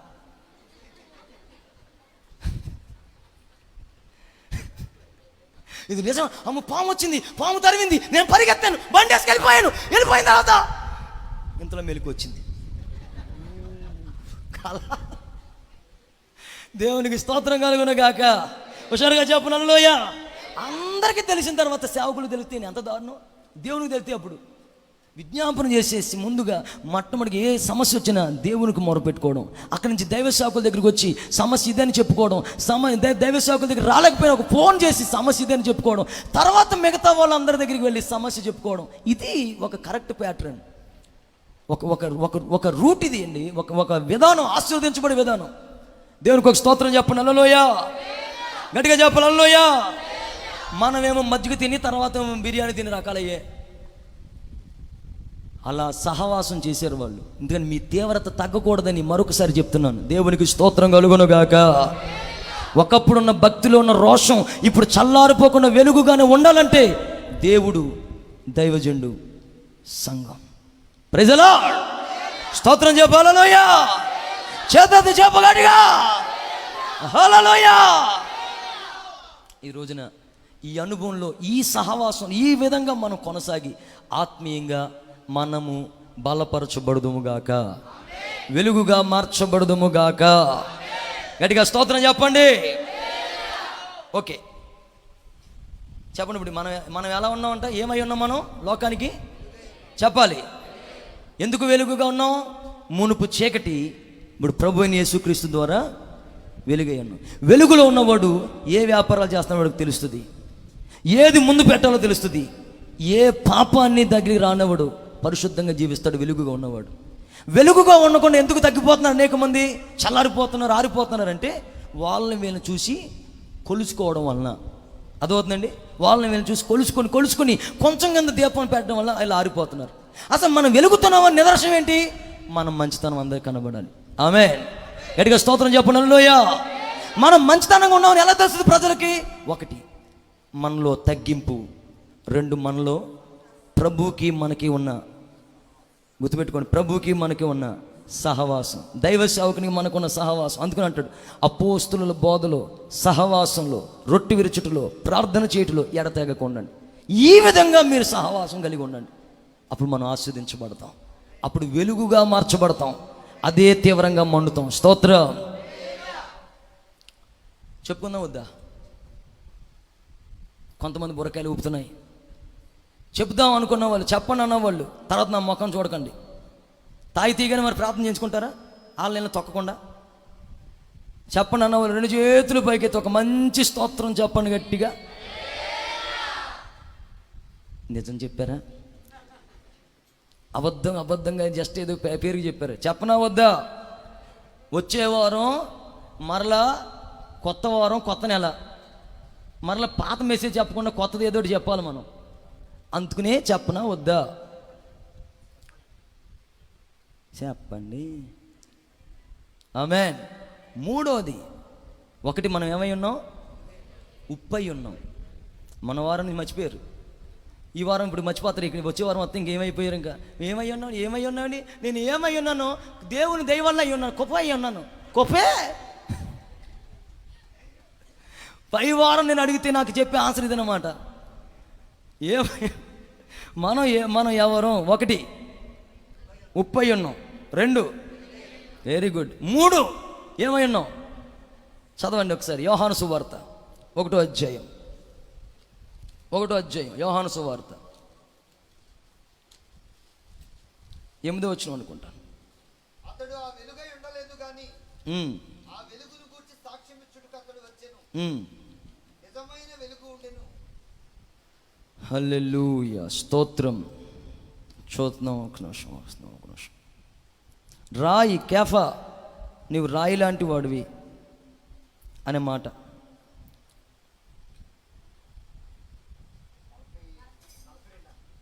అంతేనా? యోహాను సువార్త 42. Very good. అంతే, చదవండి. యేసునొద్దకు అతన్ని తోడుకుని వచ్చి, ఓకే, చూచి, నీవు యోహాను కుమారుడైన సీమోనువి, నీవు కేఫా అనబడతావు అని చెప్పెను. కేఫా అను మాటకు రాయి అని అర్థం. దేవునికి స్తోత్రం, హల్లెలూయా. రాయి అంటే రాయడం కాదు, రాయి అంటే రాక్, రాయి, ఒక బండ. దేవునికి స్తోత్రం కలుగును గాక. ఒకటి, మనం ఉప్పై ఉన్నాం. రెండు, వెలుగై ఉన్నాం. మూడు, మనము రాయి అయి ఉన్నాం. దేవునికి స్తోత్రం కలుగును గాక. యేసు ప్రభుని నీవు దేవుని కుమారుడైన క్రీస్తువి అని అన్నాడు పేతురు.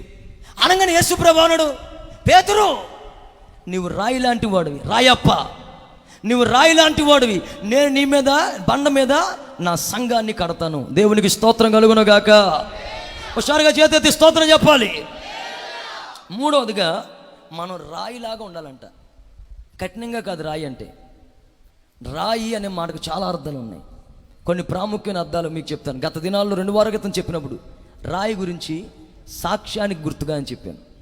కానీ ఇప్పుడు రాయి అనే దానికి దేని గుర్తు? నా వైపు చూసి స్తోత్రం చెప్పండి గట్టిగా, చేతెత్తు హుషారుగా చెప్పాలి. నీరసం మొక్కలు తీసేయండి, సంతోషంగా చెప్పండి ఒకసారి చేతులెత్తి, హల్లెలూయా. రాయి అన్న మాటకు అర్థం ఏంటి? రాయడం అంటే అర్థం ఏంటి? రాయి అంటే అర్థం, బైబిల్లో యేసు ప్రభు ఉప్పని ఎందుకు పోల్చాడు చెప్పన, మనల్ని వెలుగు అని ఎందుకు పోల్చాడు చెప్పన? ఆయన్ని గ్రాంధిక భాష. ఆయన ఏమై ఉన్నాడో మనం కూడా అలాగే ఉండాలని దేవుని నాకు ఆశ. ఆయన ఎక్కడైతే కూర్చున్నాడో మనం కూడా అదే సింహాసనం మీద, ఆయన సింహాసనం మీద కూర్చుండాలన్న దేవుని యొక్క ఆశతో ఆయన ఏమై ఉన్నాడో అలాగే మనం కూడా ఉండాలని కోరుకున్నాడు. బైబిల్లో యేసు ప్రభుని దేంతో పోల్చారు అంటే రాయితో పోల్చారు. చెప్పండి ఎలాగా? అందరూ చెప్పాలి, హల్లెలూయా. నెబుకద్నెజరుకి ఒక కళ వచ్చింది. ఆ కళలో బ్రహ్మాండమైన ప్రతిమ కనబడింది. తల ఏమో బంగారం, ఈ గుండె, ఈ రొమ్ము భాగం అంతా వెండి, ఈ పొట్ట భాగం, ఈ తొడ వరకు ఇత్తడి, మోకాల నుంచి కింద వరకు ఇనుము, ఈ పాదం ఇనుము మట్టి కలిపి ఉన్న ఒక బొమ్మ, ఒక ప్రతిమ వచ్చింది. బాగా శ్రద్ధగండి, ఇది చాలా హైలీ పాయింట్, మంచిగా వినాలి. ఇంతలో బైబిల్లో రాయబడుతుంది, ఆ బ్రహ్మాండమైన ప్రతిమ నేను చూడగా ఇంతలో ఒక చేతి సహాయము లేని ఒక రాయి ఒకటి వచ్చి ఆ ప్రతిమ కాళ్ళ మీద పడగా ఆ ప్రతిమ చిన్న భిన్నాలుగా మార్చబడి, ముక్కలు ముక్కలుగా, తునకలుగా మార్చబడి, అది ఒక బూడిదలాగా మార్చబడి, అది గాలికి ఎగిరిపోయి ఒక బ్రహ్మాండమైన భూతలముగా మార్చబడిను అని రాశాడు. స్తోత్రం కలుగును గాక. హుషారుగా స్తోత్రం చెప్పండి. చేతి సహాయం లేని రాయి ఎవరు? చెప్పాలి. తల్లిదండ్రుల కలయిక వలన ప్రతి ఒక్క జీవి ఇక్కడ ఈ లోకంలో, ప్రతి ఒక్క మనిషి పుట్టాడు, మనుగడ వచ్చింది. కానీ తల్లిదండ్రుల కలయిక కాదు, కేవలం దేవుని ద్వారా, మరియమ్మ గర్భద్వారం తెరవబడి దేవుని ఆత్మ ద్వారా చేతి సహాయం లేకుండా వచ్చిన వాడు ఈ లోకంలో ఎవరు ఉన్నారంటే ప్రభువైన యేసుక్రీస్తు ఒక్కడే. స్తోత్రం చెప్పాలి, హల్లెలూయా. హుషారుగా చెప్పాలి, హల్లెలూయా. అంటే రాయి ప్రభువైన యేసుక్రీస్తు అయ్యుండి ఇప్పుడు అంటాడు, అందుకని బైబిల్ రాస్తాడు ఎఫెసీ 2:20, చాలా స్పీడ్గా చెప్తున్నాను. ఎఫెసీ 2:20, క్రీస్తు యేసే ముఖ్యమైన మూల రాయి అయి ఉండగా అపోస్తలులు ప్రవక్తలు వేసిన పునాది మీద మీరు కట్టబడ్డారు. దేవునికి స్తోత్రం కలుగును గాక. ఈ రాయి ఎవరో కాదు, ఈ బండ ఎవరో కాదు, ఈ పునాది యేసుక్రీస్తు. ఆమేన్ చెప్పండి గట్టిగా, గట్టిగా చెప్పాలి. ఇప్పుడు యేసు ప్రభు రాయిలాగా ఉంటే మనల్ని కూడా ఎలా ఉండాలనుకుంటాడు తెలిసి? ఇప్పుడు పేతురుని చూసి అంటాడు, నీవు రాయివి, నీ మీద నా సంఘాన్ని కడతాను. నీవు రాయి లాంటి వాడివి. ఆమేన్. అసలు ఎందుకు రాయితో మనల్ని పోల్చాడు? మూడవదిగా, మనం ఎవరం గుర్తుపెట్టుకోవాలి. ఇక వెళ్ళేటప్పుడు అనుకుంటే వెళ్ళాలి, ఉప్పు వెలుగు రాయి, ఉప్పు వెలుగు రాయి, ఉప్పు వెలుగు రాయి, రాయి ఉప్పు వెలుగు అని ఇలా భజన చేసుకుంటూ వెళ్ళిపోవాలి మీరు ఇక్కడి నుంచి. రాయి, దేవునికి స్తోత్రం కలుగును గాక. ఎంతోమంది ఎన్నో ఉండగా, ఇప్పుడు నేనున్నాను అనుకోండి, నా కొడుకు అనగా నేను ఏమంటాను చెప్పనా, ఆడు అరగుండోడే, సగం గుండు ఎక్కడికి ఉండదు. ఆడికి జమీందారు గాడు, ఆడు పడుకున్నాడు, రాత్రంతా డ్యూటీ చేసాడు, పడుకున్నాడు. ఇప్పుడు ఆడు నాకు దృష్టిలో ఎవరు? ఇప్పుడు నన్ను అడిగారు అనుకోండి, మాస్టర్ గారు అబ్బాయ్యా అని మీరు అనుకున్నా, నేను అలా చూడను. ఆడు శివుడు ముక్కేసుకున్నా, వజ్రం నా డైమండ్, నా వారసుడు డైమండ్, ఎండిన డైమండ్ అని నేను చెప్తాను. ఎందుకు అంటే నేను నా పోలికలో ఒక ఆలోచన ఉంది డైమండ్ అని. ఇప్పుడు యేసు ప్రభుని పోల్చండి బాబు, మేము ఎవరమో చెప్పండి బాబు అని అంటే ఆయన ఉప్పు, వెలుగు, రాయి, అసలు ఏంటి పోలికలు అంటే రెండు అర్థమైపోయింది మనకి. మూడోది మరీ దారుణంగా రాయి అంటే, కానీ రాయితో దేవుడు ఎందుకు పోల్చాడు? దేవునికి స్తోత్రం కలుగునుగాక. హల్లెలూయా. అమాలేకీలకి ఇశ్రాయేలీలకి యుద్ధం జరిగింది. యుద్ధం జరుగుతూ ఉండగా ఆ యుద్ధంలో శత్రువుల ముందు, అమాలేకుల ముందు ఇశ్రాయేలీలు ఓడిపోతూ వస్తున్నారు. దైవజనుడికి ఫోన్ చేసి అడిగారు, చెప్పారు, అయ్యా మీరు ఇక్కడ లేరు, ఈ సందర్భంలో మీరు లేరు కనుక మేము ఓడిపోతున్నాం, మేము అపజయం పాలైపోతున్నాం అని అన్నారు. అప్పుడు దైవజనుడు మోషే ఏమన్నాడు చెప్పనా, ఇదిగో నేను రేపు పొద్దున్న దేవుని కర్ర పట్టుకుని మీ మధ్యలోకి వచ్చి నిలబడతా, అపజయాలుగా ఉన్న మిమ్మల్ని విజయం బారిన నడిపిస్తా అని చెప్పి దైవజనుడు వాళ్ళ మధ్యలో కర్ర పట్టుకుని వచ్చాడు. కర్ర పట్టుకుని వచ్చి రాగానే, బాగా శ్రద్ధగానండి, కర్ర పట్టుకుని వచ్చి రాగానే వాళ్ళ మధ్యలో రెండు చేతుల్లో పైకెత్తాడు. దైవ సేవకుడు ప్రసన్నత రాగానే ఈయన రెండు చేతుల్లో పైకెత్తగానే ఏం జరిగింది? ఇశ్రాయేలీలకు విజయం రావడం మొదలెట్టింది. స్తోత్రం. హల్లెలూయా. హల్లెలూయా. ఈయన చేతులు 10 నిమిషాలు బాగానే పెట్టాడు, పావుగంట బాగానే పెట్టాడు, అరగంట బాగానే పెట్టాడు. చేతులు లాగుతున్నాయి, చేతులు నొప్పొస్తున్నాయి, చేతులు నెమ్మదిగా కింద దించి. ఇప్పుడు ఎవరు గెలుపొందుతున్నారు? శత్రువులు గెలుపొందుతున్నారు మన మీద. ఈ చేతులు ఎత్తిన వరకు దేవుని ప్రజలు గెలుపొందితే, చేతులు దించితే దేవుని ప్రజలు ఓడిపోతున్నారు, శత్రువు గెలుపొందుతున్నారు. దేవునికి స్తోత్రం కలుగునుగాక. హల్లెలూయా. ఇప్పుడు గెలుపు వాటికి దేవుని ఆధారపడింది. చెప్పాలి. చేతులు దైవజనుడు చేతులు ఎత్తిన దాని మీద ఆధారపడింది. స్తోత్రం చెప్పండి గట్టిగా, చెప్పాలి. హల్లెలూయా. మీలో కొంతమందికి ఆరాధన చేస్తాం అనుకోండి, మనం నేను పాడి ఇదివరకు అప్పుడు అరగంట చేసేవాడి. ఇదివరకు చాలా మంది పాడలేక పోగొండలోకి మార్చారు. ఎందుకు చెప్పనా, ఆరాధన చేస్తున్నాడు, 10 నిమిషాలు చేసి పోగొండ చేసినాడు, అందరూ లేచి నిలబడతారు, ముందు సపోర్ట్ కొడతారు బానే, ఒక 10 నిమిషాలు ఏడికి సపోర్ట్ మానేస్తారు. 10 నిమిషాలు పోగొండ అయ్యేటప్పటికి నెమ్మదిగా కూర్చుంటారు. మొదలు రాగం చేస్తున్నాడు అని నెమ్మదిగా కూర్చుంటారు. మోకాలు వేస్తారు ఇంకో రాగం, ఇంకో పాటలో వెళ్ళిపోయాను నేను, కుటుంబ మోకాలు వేస్తాను, ఇంకొక ప్రార్థన, ఇంకా అనుకో నేర్చుకుని చేసుకుని అంతే కదా. ఎంతసేపు కూర్చొని ఎంతసేపు ఆరాధన చేస్తున్నారు అంటే, ఒక అరగంట చేసినప్పటికీ బ్యాటరీ డల్ అయిపోతాయి కదా. మరి ఇప్పుడు దైవ సేవకుడు చేతి ఎంతసేపు ఎత్తాడు? ఒక 10 నిమిషాలు, పావుగంట, అరగంట. ఇప్పుడు దైవజనుని చూసి, ఓహో ఈ చేతుల్లో ఉన్నాడు మన మాట అని లెక్క అని చెప్పి చేతి ఎరకొట్టుకు తీసుకెళ్ళారు. ఏం చేశారంటే పరిగెత్తుకుని నన్ను నిద్ర వచ్చేసి, అయ్యా నేను నిద్ర అలాగా రావో త్వరగా మొక్కలేండి, కొంచెం లెఫ్ట్ రైట్ తేడా అవుతుంది కానీ దేవునికి స్తోత్రం కలుగును గాక. అయ్యా మీరు కొనండి, కూర్చోండి అని చెప్పి ఇప్పుడు నాకు ఏదో భుజాల మీద చేతులు ఎత్తినట్టుగా చేశారు. దేవునికి స్తోత్రం కలుగును గాక. పైగది హల్లెలూయా. దేవునికి స్తోత్రం కలుగును గాక. ఇప్పుడు నేను మోకాలు వేస్తున్నంత వరకు, భుజాలు నాకు సపోర్ట్ ఉన్నంత వరకు నా చేతులు దించను. నా చేతులు దించనంత వరకు, దైవజనుడు మోషే చేతులు ఎత్తినంత వరకు ఇశ్రాయేలులకు విజయం వచ్చింది. చప్పట్లు కొట్టండి గట్టిగా. ఇశ్రాయేలులకు విజయం వచ్చింది. హల్లెలూయా. ఈయన చేతులు ఎత్తున్నంత వరకు అంటే వీళ్ళు ఉపయోగపడ్డారు. వీళ్ళు ఆమేన్. గట్టిగా స్తోత్రం చెప్పండి. ఒకళ్ళెవరు? హూరు అహరోను. వీళ్ళిద్దరూ గురించి ప్రతి ఒక్క దైవజనుడు చెప్తాడు. అవునా కాదా? చాలా మంది దైవజనులు చెప్తారు ఈ సందర్భం వస్తే. ఎవరి గురించి? ఒకళ్ళు ఊరు, అహరోను గురించి. నేను కూడా చాలాసార్లు చెప్పాను. కానీ విచిత్రమైన మాట ఏంటి చెప్పనా, దైవజనుడు చేతులు ఎత్తడానికి వీళ్ళ భుజాలు కాశారు, కానీ దైవజనుడు కూర్చోడానికి ఏదో ఉపయోగపడింది చెప్పండి ఎవరన్నా? చెప్పాలి. వీళ్ళు పరిగెత్తుకుని వెళ్ళి ఒక రాయి తీసుకొచ్చి దైవజనుడు నెత్తి మీద కొట్టకుండా ఆ పక్కనేసారు. ఆ పక్కన వేసారు అలాగా. ఇక అయ్యా మీరు కూర్చోండి, మేము పక్కన మోకాలు వేస్తామని చెప్పి వీళ్ళు ఊతం ఇచ్చారు. దేవునికి స్తోత్ర. వీళ్ళ గురించి ప్రతి ఒక్కరు చెప్తారు, కానీ కన్నుమరుగైపోయింది ఒకటి ఉంది అక్కడ. పెద్దగా గమనించలేదు ఒకటి, నోటీసులో తీసుకోలేదు ఒకటి ఉంది అక్కడ. చెప్పాలి. ప్రతి ఒక్క వ్యక్తి వెనకాల డెవలప్ అవడానికి సీక్రెట్ ఒకటి ఉంటుంది. భార్యో భర్తో సంథింగ్ ఎవరో ఒకరు ఉన్నారు మొత్తం మీద.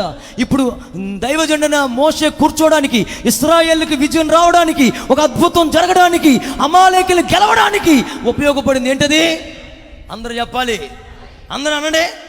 ఇప్పుడు ఏ రాయి అది? మళ్ళీ క్రీస్తు అంటారు మీరు. ఏ రాయి తెలుసది? దైవ సేవకునికి ఉపయోగపడిన రాయి. ఆమేన్. దైవ సేవకుడికి సహాయపడిన రాయి. స్తోత్రం చెప్పాలి. హల్లెలూయా. మనందరం మర్చిపోయామని యేసు ప్రభువు అన్నాడు. చెప్పనా, మన దేవుడు గొప్పతనం చెప్తానండి. మన అందరం మర్చిపోయాం, కానీ అందుకని యేసు ప్రభు కొత్త నిబంధన, పాత నిబంధనలో ఈ రాయి సహాయపడిన దాన్ని చూసి, ఈ రాయికి ఎవరు విలువ ఇవ్వలేదని చూసి, ఇది మూల రాయి కాదు, ఇది నిషేధించబడిన రాయి అని దేవుడు చూచి, ఏ రాయి అయితే కించపరచబడిందో, ఏ రాయి అయితే విలువ రాలేదో, ఏ రాయికైతే ఇంకా జీతం ఇవ్వబడలేదో, ఏ రాయికైతే ఇంకా దేవుడు ఆశీర్వదించలేదో, ఇప్పుడు కొత్త నిబంధనలు అంటాడు, కేఫా రాయి లాంటి నీ మీద నా సంఘాన్ని కడతాను. చావలు కొట్టండి గట్టిగా. ఇప్పుడు నేను రాయిని కూడా విడిచిపెట్టను. స్తోత్రం కలుగును గాక. దేవునికి ఉపయోగపడిన మనుషుల్నే విడిచిపెట్టకపోతే, దేవునికి ఉపయోగపడిన మనుషుల్ని విడిచిపెట్టకపోతే, దేవునికి ఉపయోగపడిన రాయినే విడిచిపెట్టకపోతే, నిన్ను నన్ను మరింత నిత్యముగా ఆయన మనల్ని బలపరుచునుగాక, మనల్ని కూడా బలపరిచి ఆశీర్వదించునుగాక. స్తోత్రం చెప్పాలి. దైవ సేవకునికి సహాయపడే రాయిగా మనం మార్చబడాలి. Praise the lord. హల్లెలూయా. ఏ పని చేస్తావో అందరికీ ఒక రకం రాదు. దైవ మన మన మన ఇల్లు పనులన్నీ మానేసి పాస్టర్ గారితో పాటు బైబిల్ పెట్టుకొని తిరగడం ఎలా కుదురుద్ది? అది నీకు అప్పు చెప్పలేదు ఆ పని, అందుకుని అలాగన్నావు. మరి ఏం కుదురుద్ది నీకు? నువ్వు పని చేసుకుని నీ జీతబత్యాల్లో, నీ డెవలప్మెంట్లో అది ఆ సహాయ సహకారాలతో దేవునికి ఉపయోగపడాలి.